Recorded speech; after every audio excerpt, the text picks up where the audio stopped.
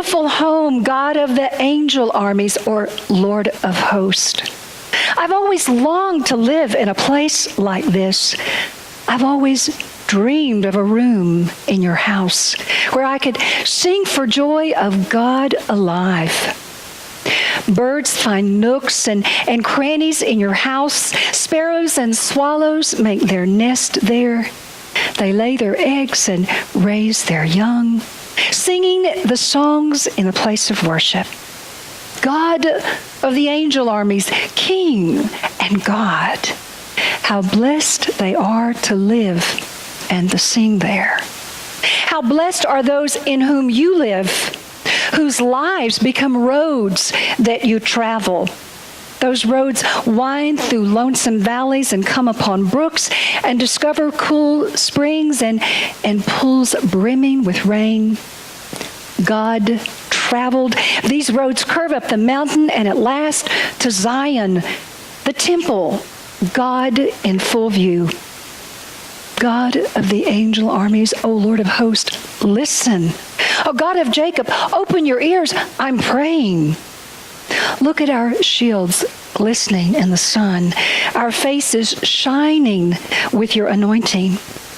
One day spent in your house, this beautiful place of worship, beats thousands spent on Greek island beaches. I'd rather scrub floors in the houses of my God than to be an honored guest in the palace of sin. All sunshine and sovereign is God, generous in gifts and glory. God doesn't script with God's traveling companions. It's smooth sailing all the way with God of the angel armies. Thanks be to God. Amen. If you were here with us last week, you know we started an eight-week series that I thought I was going to get to preach to the end, but the conference is moving me out on June the 11th, and you'll have some guest preachers the 18th and 25th. But nevertheless, we'll continue in these next week talking about what does it take to be a vital congregation. And believe you me, folks, all of us as churches in the 21st century need to be asking this question as we look around and see our numbers aren't what they used to be. We talked last week about where are all the millennials, where are all the youth. The times are changing. How do we go along with that and not throw the baby out with the bath? How do we recognize that the gospel never changes, ever? But the means by which we deliver it change with every generation to be relevant. Last week, the vital church quality that we talked about is what does it mean to stick to the main mission, which is to make disciples of Jesus Christ, the Great Commission, to make disciples of Jesus Christ for the transformation of the world, but to do so in a way that does not presume that when we sit down at a table with someone that I got something better than you got, and let me tell you how to get to God as if that person has nothing of God in them. We make big presumptions about how we have all of our lives together, when the truth is we might need saving more than they need saving. Together, perhaps we can find our way forward and find the Jesus in each of us. And if it's not Jesus they worship, then perhaps we can give them space to talk about what it is and who it is that they worship and have the chance to share our story. And you know what? It's not our job to save people. God's already sent the Messiah. Somebody's had that job. Our job is to be connected to people and let the Holy Spirit do the rest. But we as the church have to be willing to be connected with people. God's got this. Let's do our part and then relax. Today, we talk about a second quality of vital churches, which is to have inspiring and thoughtful and diverse, passionate worship. If you look on the front of your bulletin, we've got some images there of different worship experiences. I'm curious which one of those resonates with you the most and why? Where does that come from? There's probably some deep-seated place in you of what worship looks like. Some people say, why do people lift their hands? I mean, that's crazy. Some folks can't help but do it. That's the way they reach for God and express their faith. Look at the guy in the lower corner, down on his knees with his arms out before God. Then look at that far right corner and the far left corner where you have the stained glass and the sun shining through and the pipe organs. For some people, it's not worship unless Gary plays that organ. Worship has probably not happened. And we talked last week about how, remember, the organ used to be the demon instrument in the church. There was nothing to have of it because it was of the devil. And now it's not church unless we have it. Though many churches are no longer using the organ. For some, it's the guitar. For some, it's robes and stoles and paraments. And then look at that center picture of the Mime Holy Communion. Miss Donna and Alan dared paint their faces and get before the congregation on Monday, Thursday, and do a silent communion, one of the most moving that I have ever participated in. Is it possible that all of those things could be worship? And that they all reach somebody somewhere? And far be it from us to say that's not real worship. If God can reach people through these things, why not? Congregations that are vital realize, though not quickly and always easily, that worship that is vital and inspiring and passionate and life-changing will have to have some flux. We'll have to have some willingness to try some new things. We'll have to have some willingness to embrace new people. We'll have to have some willingness to realize that church may not always happen in the building, but it may happen out in the community where the people are. In the Czech, I used to say to my district superintendent, because this was a culture where drinking was a part of their culture, even for the Christians. I used to say to my DS, Petra, why are you not letting your pastors go into the pubs? That's where the people are. We can't do that, especially not during Lent. Well, a group of us did anyway, because we knew, and I told him later, okay, but we knew that's where the people were.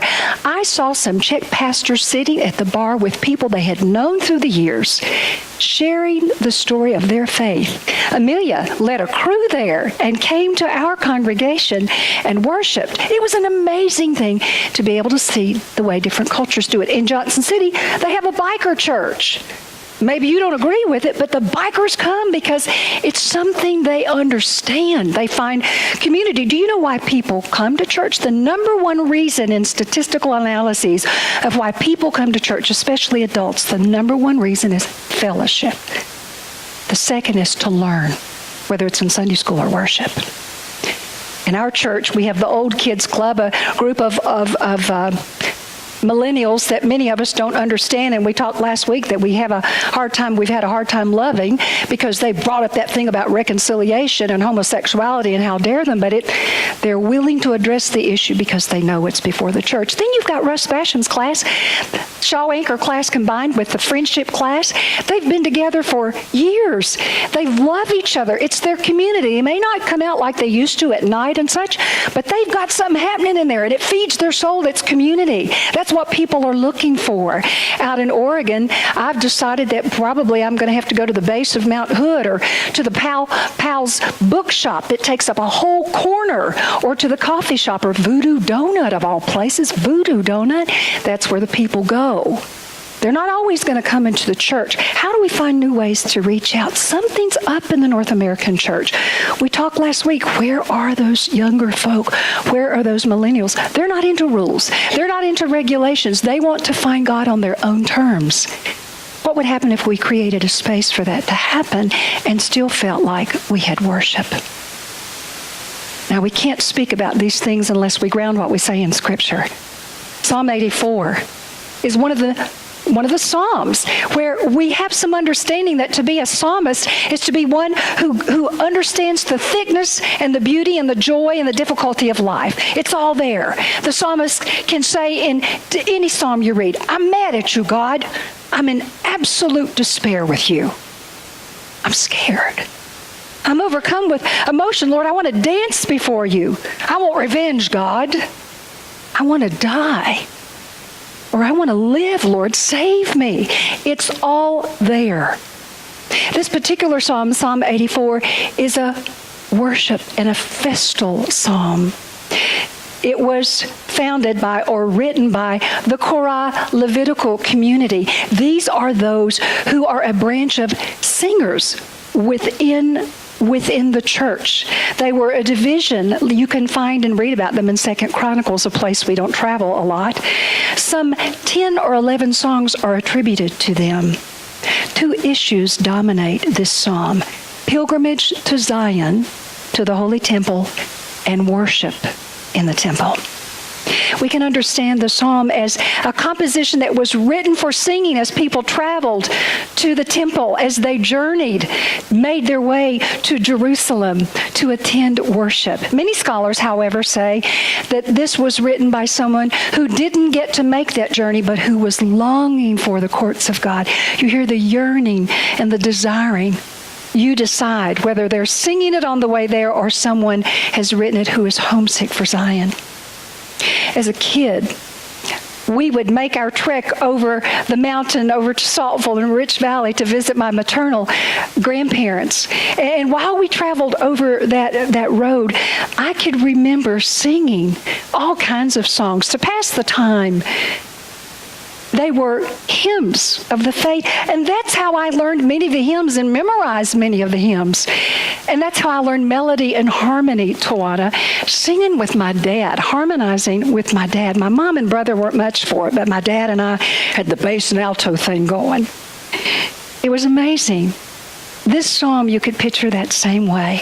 As they're marching along towards Jerusalem to pass the time, to make up for the difficulties they had along their way, they're singing, they're worshiping, they're celebrating. There's a tourist-like atmosphere as a genuine religious sentiment settles in as they head to the place of worship. There's a mystical devotion about them as they view the temple. They talk about longing for and fainting for, yearning for the courts of God. When is the last time you swooned to come to church? We Protestants don't understand as much about that as maybe some other religious communities. Let me tell you, our black brothers and sisters go to worship in Haiti, right, Laferne and Malila? You will see worship in the midst of suffering, and it could go on for hours, and it doesn't matter the clock or Cracker Barrel or any of that. It makes no difference because they are in worship. It's a celebration. It's a dancing before the Lord. It's an energy like none other. In the temple worship in those days, they would come together in pageantry and feasting and dancing, and the sense of the divine presence was celebrated. It was almost like a community fair or a family reunion. Oh, bring those days back. I long for those. The closest I would have had to those in the days of old Kathy is when we would come together and we would have worship, and then we'd have picnics afterwards, and we'd decorate the graves. Gary said, "What's decoration?" We decorate the graves. You California boy, what do you know? I love you, man. It's part of our tradition. But that was the pageantry and the festival part of being in worship and being a community together. The best kind of worship, I think, is 5 sensory worship, where you have seeing, hearing, tasting, touching, smelling. It's part of it all. I can remember at one of my churches, I preached on Jeremiah and the potter, and I brought a potter in from the community, and she sat and she spun. What do they do? What do you call that? When you're throwing a pot. She was throwing a pot. And I had all kinds of cloths down. The worship team wasn't real happy with me, but I bet they never forgot that Sunday that the potter came. And then I remember growing up in the Church of God with a hymnal but no worship bulletin and people free-form testimony and taking off our shoes and washing each other's feet and getting down before each other and asking for forgiveness where it was needed. And in this church, I remember one Sunday I was preaching about Simeon and the presentation of Jesus in the temple, and that was before my asthma days, and I had the sandalwood incense just going, and Sharon Barnett, remember, just went flying out of the church. She couldn't stand it anymore. The smell stayed for 2 days. And I wondered how in those days they worshiped with the incense. I suppose homeopathy for those who couldn't deal with the sights and the scents, the smells that perhaps irritate. But yet I think here about the beauty of all the artists that are here. I showed you the beautiful prayer shawl that will wrap me in love as I travel away, and I will feel the touch of the church as I place that around me. I think of Cindy Carnahan and Julie Blanton's fresh baked honey molasses bread that we use for Holy Communion. I think we've got Cindy Carnahan's today. I think of Bella Shea's baptism when we went down to the river, and her great-grandfather and I stepped in that cold water because we love you. And we wanted you to have an experience of remembering your baptism and being thankful. And that's the touch and the smell and the feel of the water. And all-age baptisms that occur at this pond, I remember those too. And I remember the drama of Holy Week, Maundy, Thursday, and Good Friday, and the lighting of candles and the extinguishing of candles and the drama with which the readings happened in the mime communion. Who would have ever thought? I would love to see a liturgical dance troupe to dance before the Lord and express. What I love so much about this psalm, it is a psalm of joy, of absolute joy in worship. When do you most experience joy in worship? You could keep it inside or you could speak out loud. In the river, some folks said when that bell is rung and we enter that time of absolute silence as we prepare to pray. The sacrament every week, which we do, Holy Communion every week in the river. Others, singing. I heard you singing, Shelley, as I was walking by. I've missed that. What else? Praying the psalm. The children. And we were missing a couple of them today. They're delightful.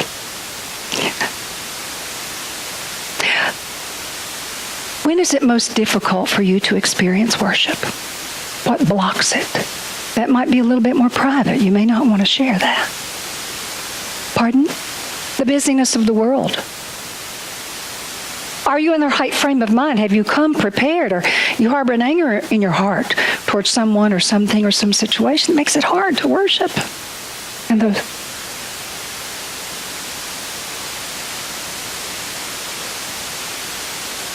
Does that happen at church? Yes, sometimes we church folk get on each other's nerves, don't we? That's what, always so interesting. I really sometimes want to hide myself in my office before worship begins because I have so many things I need to get prepared for, and I love speaking to all of you, but it's very disconcerting. Dean knows. Dean tells me, take your keys, put them in the tray at the back, or you will lose them. He told me it again today, didn't he? You'll lose them. I know how you are. Think about the things that help create good worship for us. And demand those things. Demand those things from your worship team and from your pastor and from your congregants. And set up those spaces for you at home in your private and personal devotion. One can always tell when a life is congruent if they live the life at home that they live at worship and with the community. I love the tradition of the kids ringing the bell. I love baptism. I love you coming forward and serving communion and calling you by name. All of those help create worship.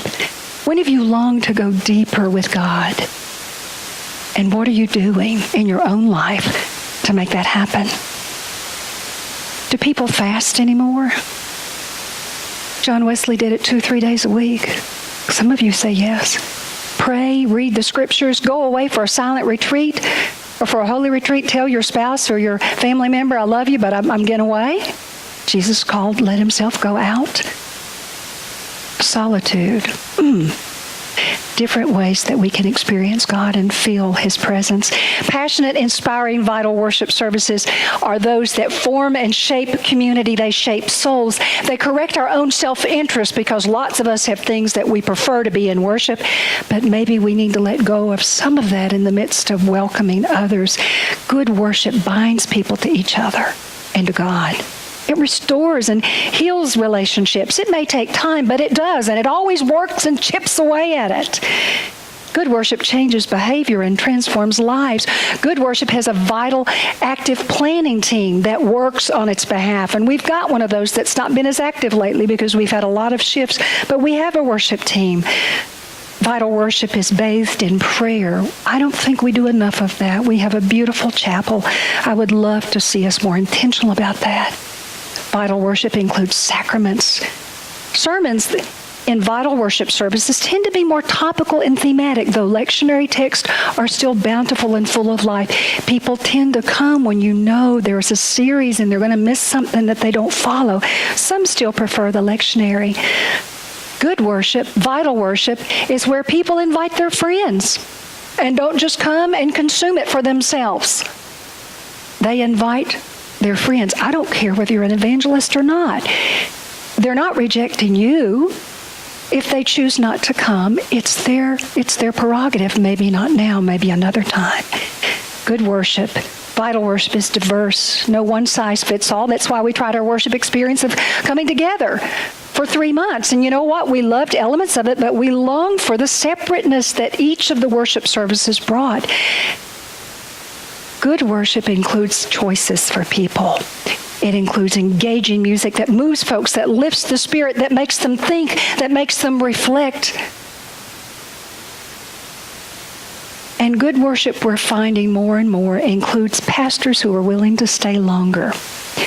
And you look at me and say, okay, Pastor Michelle, unless they feel called out to another place. And I've told you, and I will tell you more, but I've already told your new pastor, if you can, if you will, consider the long pastorate. Instead of going to a church, looking to go to a place that's vital, you stay in a church and help it become vital. My leaving is to go to a conference. Specifically, my call and desire was not only to leave this place for such a time as this, but to go to a conference that is looking especially for people who've had cross-cultural and diverse experience, because serving out in Oregon is going to be like serving in an agnostic, atheistic, don't need God culture. It's full of all different kinds of ways of thinking, and Gary and I feel most challenged by that. So our call is to a place of diversity, great diversity. Tawana, you said it, and it's true. Part of good worship means that we ready ourselves in advance. If I don't feed you every week, that is not my fault. You have to be willing to do your part. I come prepared as God has given me voice, and you know I study. I study long and hard, but you have to do your part too. Come prepared and expecting God's going to meet us here, expecting whether you agree with everything or not that God can and will speak through it, and that community and belonging will be part of it. Every Sunday won't suit our fancy, but God will meet us here every Sunday. And community is not the same when you're not here. And finally, good worship always involves remembering what Christ told us to remember. That any time we gather and we have the chance to break bread off of the same loaf and to be community with one another, so we should.